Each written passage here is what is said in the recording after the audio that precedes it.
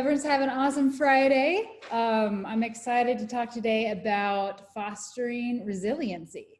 So let's first take a moment and just take a couple of deep breaths, because you will learn that this is actually one of the key ways to foster resiliency and to break our stress cycle. So everyone just go ahead, you can close your eyes or keep your eyes open and just take a deep breath in and try and do a 5-second full inhalation. So through the lungs, 1, 2, 3, 4, 5. And exhale for 5 seconds. 1, 2, 3, 4, 5. Inhale, 2, 3, 4, 5. Exhale, 2, 3, 4, 5. Once more, inhale, 2, 3, 4, 5, and exhale, 2, 3, 4, 5. So we'll get into understanding exactly why that is so important. Usually want to try and do it for more like 3 minutes as opposed to just a couple seconds, but it's a good exercise. So let's define resiliency. Resiliency is the ability to handle stress well.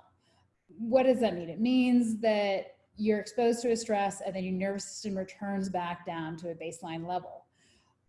So how does resiliency and this concept affect disease? When you're exposed to prolonged stress, you get this maladaptation to this resiliency response. And we know that this abnormal stress response is implicated and can propagate type 2 diabetes, Crohn's disease, Alzheimer's disease and dementia, hypertension, IBS, obesity, cardiovascular disease, osteoarthritis, ulcerative colitis, anxiety, depression, fibromyalgia, chronic fatigue syndrome, chronic pain syndrome, there's a lot of things, addiction, Cushing's syndrome, anorexia, osteoporosis, cancer, postpartum, and the list goes on and on and on, which is why it's so important to understand how this happens and what we can do about it. So let's take a step back and let's understand the stress response. Cortisol. So cortisol is one of your stress hormones. The role of cortisol is to adapt to stress. We need to have we need to have cortisol on a daily basis. It's what wakes us up in the morning. It's what helps us fight gravity. When you're stressed, cortisol is going to get released. So when it is chronically too low or too high, that is when we start to see this whole stress response become disease promoting, because it's no longer acting in a circadian cycle, in a diurnal pattern. So what happens when you have a stress? So your primary stress response is you get a spike in cortisol and epinephrine, which is your adrenaline, and your norepinephrine. This is your basic fight and flight response, meaning you need to run away from the tiger that's chasing you. Under normal conditions, you react to that threat with this temporary spike up in your hormones. And then when that threat is over, they return back down to a baseline. Now, what we see in people who have trauma in the past, PTSD, we see that it takes them a lot longer to not only return to their baseline, but when they have a mild stressful situation, their stress hormones disproportionately spike up, and they spike up higher and quicker. And this is where your nervous system and your brain actually kind of start to form your stress response off of patterns and memories from the past. So with chronic stress, we see the body adapts, and it starts to suppress the overall cortisol output. So you end up seeing an overall lower cortisol output, and you start to lose your circadian pattern during the day. So we start to either get a flipped pattern where your cortisol is spiking up at night and then you can't go to sleep and you're just fatigued all through the morning, or it's just flatlined. Now, let's understand how this dysfunction in your stress response ends up propagating disease. So cortisol in the stress response affects the development of hormones, your immune system, your genetics, and literally how DNA is replicating and how it's regulating itself, the neurological architecture of your brain and how many connections you're forming in your brain. So stress is not just about stress. It's also has a huge effect with what is doing deeper inside your body. And stress is necessary. These hormones are necessary, but it's when they're disproportionate, or if we're not taught how to manage stress properly, that's when we start to have issues. So let's talk about what are some of the signs and symptoms of having this poor adaptation to stress. When you know we call it the HPA axis, the hypothalamus pituitary adrenal. So basically your brain adrenal axis is off. It's not quite connecting anymore. So we can see low motivation, dizzy, sugar and salt cravings is really, really frequent. Weight gain and weight gain that's not losing. Headaches, migraines, low sex drive, poor concentration, can't think straight, increased pain sensitivity, fatigue, insomnia, or you get really crazy sleep patterns where you're waking up at 3 to 4 in the morning and you can't go back to sleep, stress, irritability, mood swings, and low stamina. And if you think about that, that's actually probably the majority of the patients coming into my office, and I would say fatigue is the #1 symptom that lands everyone in my office. So the HPA axis, this whole adrenal axis, is huge, and I think stress is present in almost everyone's life, and it's learning how and what to do with it. So let's talk about the whole concept of nature versus nurture. So nature versus nurture, what happened in your childhood. So this is the foundation of how your brain is going to process stress later in life. So fun fact, babies don't actually get our diurnal circadian pattern until about 24 weeks of age. And the diurnal circadian pattern is the up and downs of that cortisol axis. And so it doesn't develop until about 24 weeks.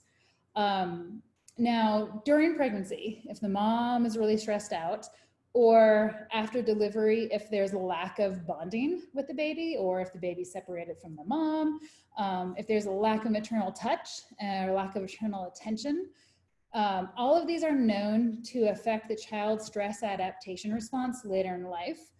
And more acutely in the kids, we'll see that it will reduce their ability to recover from a stressful event, and it's going to affect the memory and learning. There's actually a really interesting rat study on how often the mother licked the pup and groomed her pup in the first 12 hours after birth, and how that affected the pup's stress response. And what we saw is that the attention given by the mother permanently affected the brain chemicals that respond to stress and modified the configuration of over thousands of gene expressions. So the rat pups who received more attention and licking were braver, they had lower levels of stress hormones, they recovered a whole heck of a lot quicker from stress throughout their lives, and they had thicker hippocampus in the brain. And thicker means there's more neuronal connections, so this is where you're gonna form learning and memory in the brain. So just from the get-go, they're learning their memory, their brain is denser. So you can see that your ability to handle stress literally starts from the womb, and it's going to be affected by how much attention you got as an infant. And then also, well, how are you shown through childhood, early adulthood, how to process stress?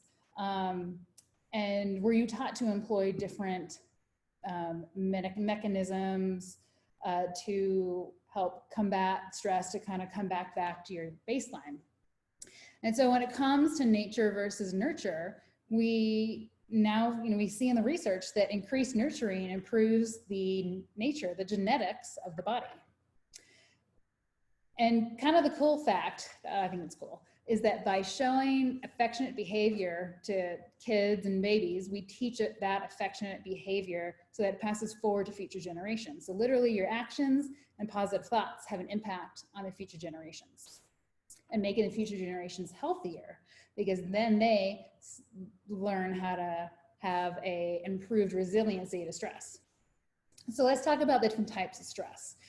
Normal stress. So life constantly has a whole ton of stressors, and it's just about how we adapt to them and how we teach our kids and even ourselves to reframe our thoughts.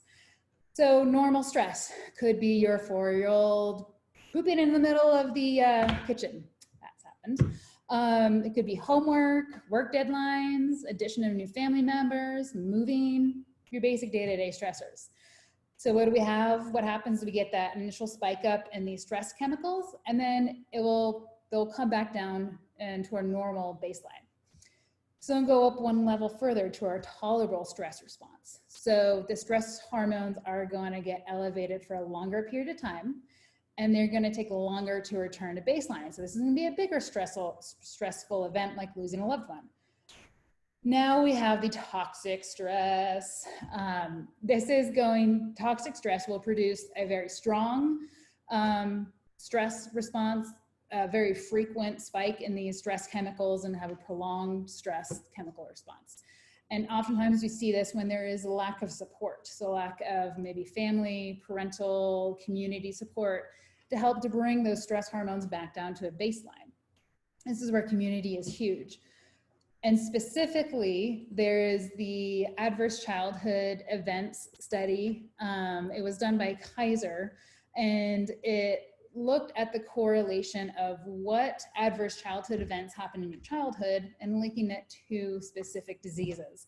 And the link is in the handout that I emailed out to everyone if you want to take your own ACE score, and you can see where you come up on that ACE score. Basically, the higher ACE scores, the more adverse events you had in your childhood, you have the higher rates of depression, cancer, cardiovascular disease, drug addiction, increased risk-taking behavior and risky behavior, meaning smoking, drugs, sex. Those are all using those as forms of coping for stress. One thing that is coming out newer in research right now is racism and segregation, and focusing on how specifically those are increasing the physiological health issues in a similar fashion to the ACE study. The ACE study was actually done in an all-white population. So it's interesting that to see this focus on racism and segregation and how that is similar to one of these ACE stressors with increasing the health disease risk. Now that kind of give you a quick rundown of what the ACE study is asking. It's asking about neglect, abuse, separation or divorced parents, parental mental illness, bullying, deportation, racism, financial stress, homelessness, food insecurity, foster care, prolonged illness, and prolonged exposure to inflammation in the body. So stress can be mental, emotional, and it can also be physiological. We don't want to forget about that physiological piece. And we'll get a little bit more into that. So we have all this stress. So what the heck do we do about it? How do we learn to change our stress into a positive thing to help us? How do we build that resiliency? So the number one thing across the board is love. Loving relationships, social bonding, and building that community. The second is positive thoughts, positive actions. And this is incredibly well researched that positive thoughts and actions will improve the stress resiliency and the outcome of stress. So gratitude journaling, telling the other people around you how grateful you are of them. From our relationships to our friends, doing positive actions for another person who you love. These have a very much pay it forward energetics, I think, in the world, where if you give a positive, you will actually change the other person's resiliency by giving them a positive thought or action. So you're literally paying the resiliency forward. Quick tip as a mom, I have definitely learned, I forget where I learned this, but it's really helped me out with just having such a crazy schedule. It's a 3 minute. So giving kids the most attention in 3 minutes on waking, the 3 minutes after I pick them up from school or whatever activity they were at, and then at bedtime. And I've seen a big difference in my own kids' resiliency with managing the day-to-day stress by focusing on just those 9 minutes in the day. So let's talk a little bit more medical speaking. The limbic system. In case you haven't heard about this system, it's pretty remarkable. So the limbic system takes all of our past memories and it's going to adjust your stress response today based on what the heck happened to you from baby to now. And this part of the brain also controls your temperament, your auto responsiveness of the brain. It controls our experience of social bonding and empathy and love. It controls your gut feelings and instincts and perception and observation. So it does a lot for you. Now, you can have a whole bunch of PTSD, you can have prior stress response that did not set up your resiliency response to stress very well. But the cool thing is, I think it's cool, is that you can actually rewire your limbic system we're using some pretty simple techniques. And to me, that's pretty remarkable that we can literally rewire our brain, rewire how our brain wants to react to past memories and current stressors. So how do we do this? Meditation, whole bunch of different mindfulness techniques out there and apps. My favorite's Headspace. They also have a really good one with kids that you can start a kid at 1 minute, 2 minutes, 3 minutes. Yoga is really great because it reintegrates the mind and the body together. So oftentimes when we have a lot of stress, we shut down physically, and there is a disconnect between the physical body and the mind. Well, what is yoga doing? It is literally reintegrating through mindfulness techniques, breathing techniques, and body positions. So it's actually a really great way to help with past trauma, to change, and also to how to rewire your limbic system, rewire and change your resiliency. EMDR, for those who don't know about it, is a lateral eye movement technique, and therapists will do it. You could just search for EMDR therapist, and you're literally using eye movements to rewire the limbic system of the brain. Horse therapy, puppy therapy, there is a lot of positive grounding and retraining the limbic system that happens. And vagal nerve breathing. This is probably one of the easiest things to do. It's definitely easier than meditation, and it's definitely less time intensive, and it's a way you can literally do it at any point in the day. You could be in college sitting at your desk and starting to do this if you're getting stressed out. You could be driving and doing this, just as long as you keep focus on the road. This is a technique that you can take anywhere in your life and do at any point. So let me explain it a little bit. So the vagus nerve runs through the middle of our chest and innervates our heart rate. It also sets our autonomic nervous system tone. And so we can actually control the firing of this nerve through pressure. And how are you going to control the pressure through the middle of your chest? Your lungs. So by doing really slow, consistent breathing, like the breath work we did in the beginning, we do a full lung expansion, 5-second inhale, 5-second exhale. You want to do it for at least 3 minutes once a day. You'll actually start to reset the firing of your vagal nerve. And through that, you will also retrain your limbic system. So you'll still be getting your retraining of the limbic system, but then you're also calming down the overall responsiveness of your nervous system so that when you're presented with the stress, you don't spike up in your stress hormones as much, or you come back to baseline a lot quicker. And what we've seen with patients is that if you've actually been able to incorporate this, which is literally the hardest thing, is remembering to do this, then when they're exposed with the stress, they bounce out of it a lot easier. They don't carry that stress around with them. So I love that one because you can take it anywhere you are in life, whether in college or at work or just at home, and use that. You have to be consistent with it, like once a day. You can do more than that if you need it, but you have to be consistent with it. So sticky note by your bedside table, do 3 minutes of deep breathing. My trick is we'll listen to a 3-minute meditation calming song on YouTube and breathe through the duration of the song, because then your brain's not thinking, is it a minute, 2, 3, when am I done?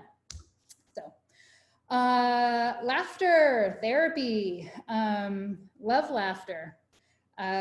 I definitely know some counselors who would make patients just start laughing. All right, just gotta start laughing. Even if it's a fake laugh, just start laughing. And then This next concept I love, and I should probably do its own lecture on it, but perception of stress. So stress alone isn't harmful, but it's how we perceive it that is the harmful piece. And there's actually quite a bit of research on this one too. So you can actually build resiliency through reframing your outlook of stress into a positive light. So if you're able to take the stressor, the stressful event, kind of understand and deconstruct it, why is it stressful? What is it bringing up for you? And then put a positive spin on showing what you really care about. There is a positive side to stress. It gives motivation, adrenaline, drive.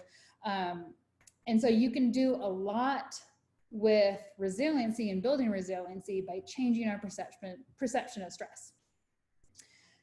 And then of course, we don't want to forget about all the physiological aspects that go into stress management.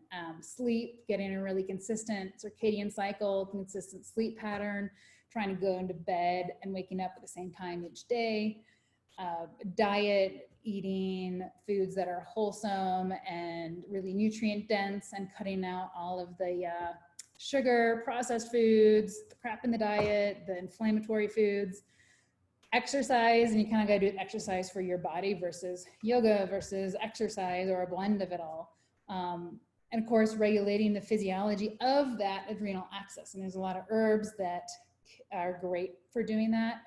And then probably one of the biggest things here is to identify any persistent inflammation and to treat it. So majority of the inflammation usually comes out of the gut. 70% immune system is in there. And then there we have the gut-brain axis. So you get an inflammatory spike in the gut, it actually crosses a blood-brain barrier and irritates your brain tissue. And so fixing inflammation, and it's usually coming out of the gut, will improve literally your brain tissue and your brain health. So it can help to calm down overt stress, overt anxiety. It will help to reduce your risk for dementia, Alzheimer's, all of that. So, all right, that was a big dump on resiliency and stress response. So I'll open up for questions. So if you have any questions, just type it into the chat box.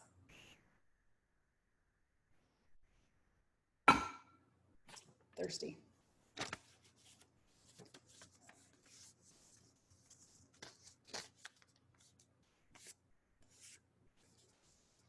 We're trying to incorporate, I'll just randomly chat if anyone has any questions, incorporate resiliency teaching to our kids through meditation. Headspace has really good kids ones.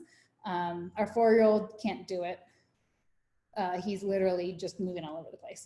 But the yoga works really well for him because he can put his crazy physicalness into doing yoga, and it kind of calms his physical side down. And I also think just talking about stress, talking about and understanding why events are stressful, so that we can understand and start to unravel and why certain things are stressful for us, and understanding where in our childhood did that come from. Stress is almost one of those symptoms of a symptom of deeper issues in the body, and you always want to keep asking the deeper question. Well, where is this coming from? What is causing it? And it's hard to be vulnerable to yourself, to allow yourself to go deeper each layer. But that's how you can start to heal from past events. Question is, I've heard of Headspace from commercials. Can you briefly explain what it is? Is it an app, and is it free? So Headspace is one of the meditation apps. It is, I think, I think they're giving, you get maybe about 10 general sessions free before you have to buy it. It's not that expensive. I think it's maybe 40 or 50 bucks for a year. And so they've been really expanding that. Actually, no, they're based out of LA, because I know some people who've worked on that app. There's 2 different voices. A guy who I think might be Australian accent, can't quite tell. It's some British mix accent, and then a girl. I don't like her accent. I don't like her voice, so I always choose the guy. And so they will have guided meditations. They have expanded their music.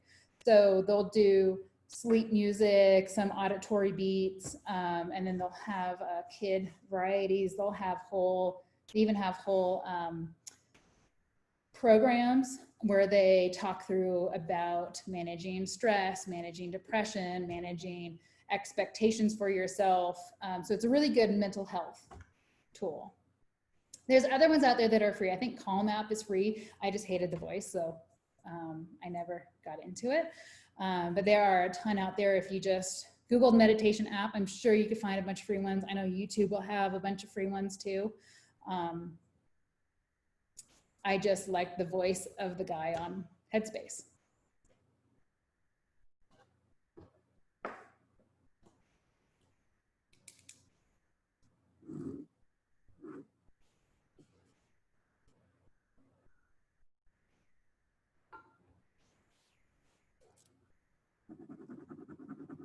Let me know if you guys have more questions that come through. That's kind of a crash course in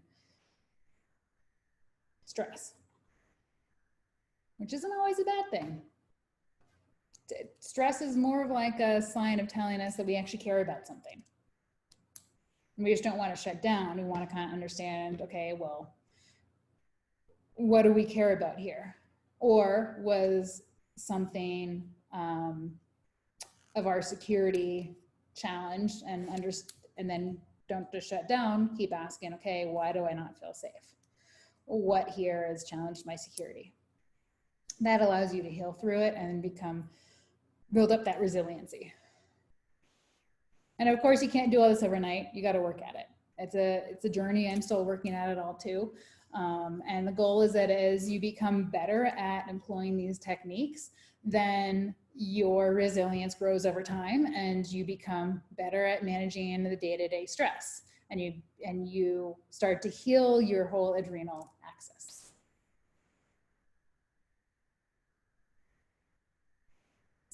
All right, if there are any more questions, shoot them through. Otherwise, I'm also going to have to get on to my afternoon patients.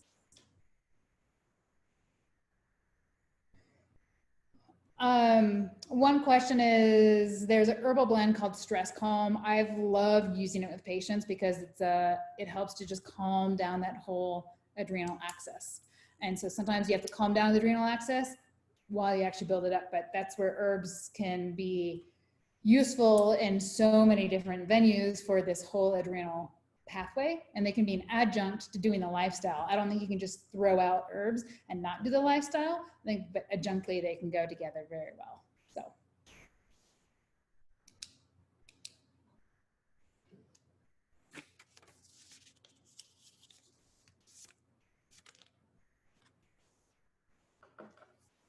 All right. I don't see any more questions coming through. If you guys have more questions that pop up after this, just shoot an email over and we can look at addressing them on the next call. All right. I hope everyone got some really good information out of this, and we'll see you next week. Have a good weekend.